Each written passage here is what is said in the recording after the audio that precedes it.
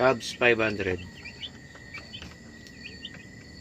Simula ulit tayo mag-alaga ng sisiw para sa nalalapit na Kapaskuhan. Pagka mga ganitong panahon, medyo gumaganda yung presyo ng sisiw, tumataas.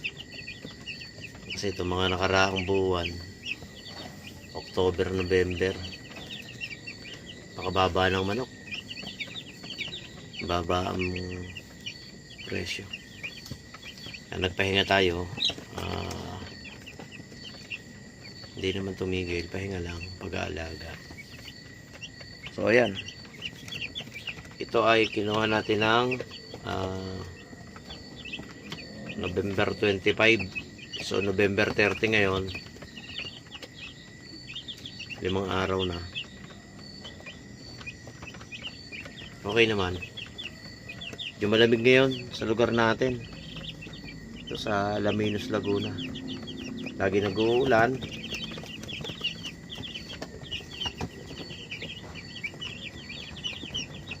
Malakas na rin yung hangin kasi nga bare months.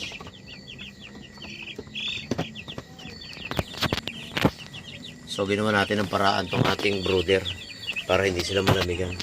Lagyan natin ng mga taklob yung ibabaw, para lang hindi sila mapasok ng hangin, hindi sila lamigin. Medyo sumisikip-sikip na sila, oh. 50 pieces lang yan. Pero sukat nito mga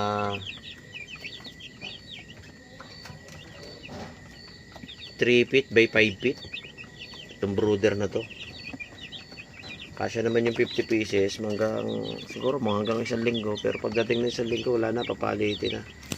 Mukhang di na pwede, masikip na siya.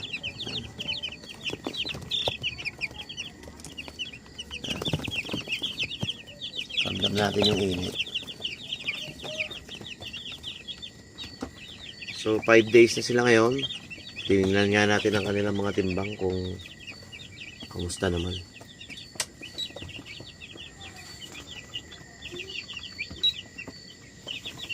Ayan, isang sisiw. Kuha tayo ng isang maliit. Ito, maliit-liit to. Tingnan natin ang timbang na maliit.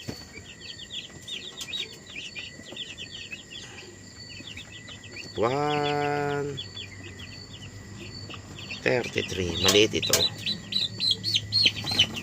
Tingnan natin ito. Chichirit. Ito ba ay ito rin yata yun. Yun nga ako Ikaw, halika. Tingnan natin ikaw.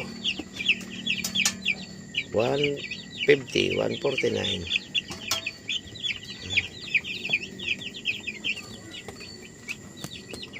Yun, tingnan natin yung nagbawas na ng ipot na yun. Kung anong timbang nito.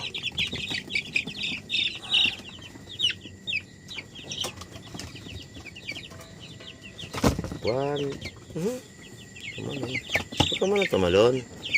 Tingnan lang natin ang iyong timbang. 158.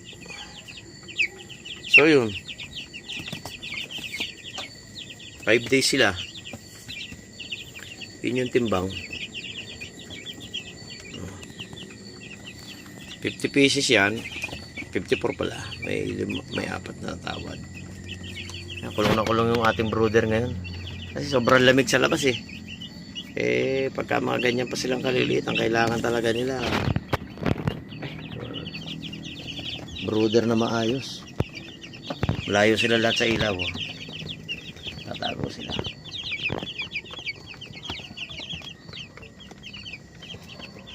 Yung iba busy sa pagkain. So first day nga nila, nakaraan, nilagyan natin ng asukal yung kanilang painuman. Tapos kinabukasan vitamins na. Ginagamit natin vitamins ay Betracin, yung original o yung classic na Betracin. 3 days pinagpahinga natin ng 1 araw, tubig lang. Tapos yun, ngayon bibigyan natin sila ng antibiotic. Bali 3 days uli yun, antibiotic. nung minsan may nakapagtanong sa akin, bakit daw kinakailangan bigyan ng antibiotic ang sisiw kung wala naman daw sakit. Yun nga, palibasa tayo, mayroong kanya-kanyang sistema ng pag-aalaga. So, hanggang ng akin, prevention is better than cure. Mas mahirap kasi mga kasama maggamot. Mas mahirap maggamot ng sisiw. So, mas mabuti yung kahit sa palagay mo wala naman siyang bibigyan mo siya ng antibiotic para lagi siyang may panlaban. Ayun, medyo magaganda na pakpak nila.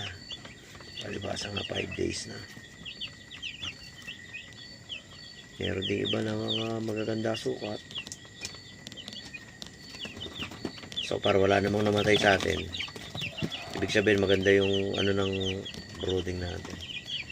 54 yan. So, yun nga, sa pag-antibiotic, kasi sa akin ganun prevention better than cure. Kaya mangyari niyan, siyempre, kanya-kanya tayo ng sistema ng pag-aalaga. Kung saan tayo hiyang, yun ang ating, kumbaga kung saan pagbabasihan, susundan.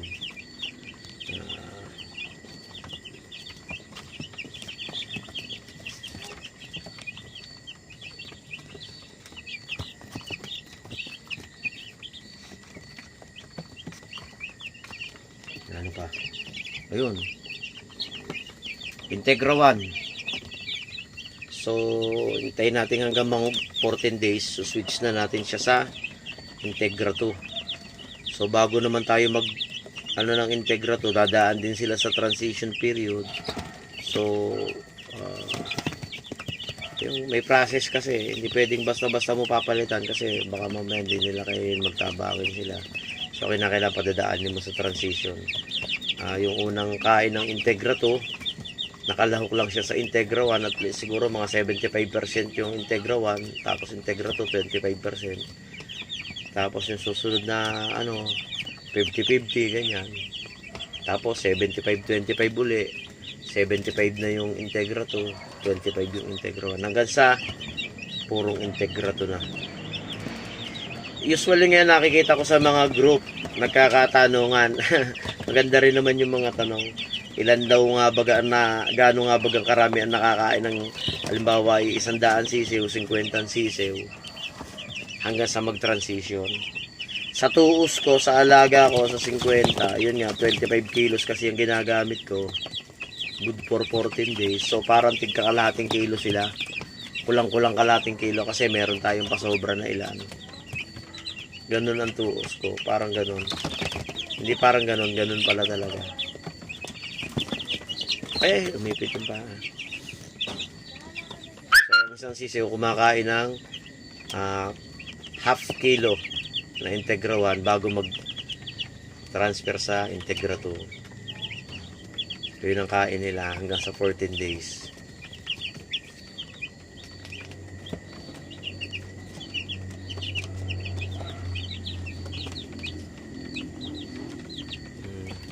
Tapos yung nakaraan, meron din ako nabasa na post na ayun daw magagandang sisiw nakakalbo. Hindi ko rin alam yun, hindi ako ganun kapamilyar sa pag-aalaga. Baguhan din lang tayo. Sinishare lang natin yung ating mga experience dito sa pag-aalaga. Pero yung masasabi natin agad na ganun talaga, hindi ko alam.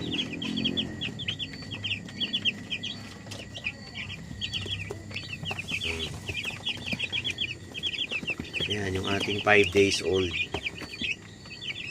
na chichiw. Magaganda na maganda ang ating alaga ngayon. So hanggang doon lang tayo. Gandang gabi sa inyo. Babush.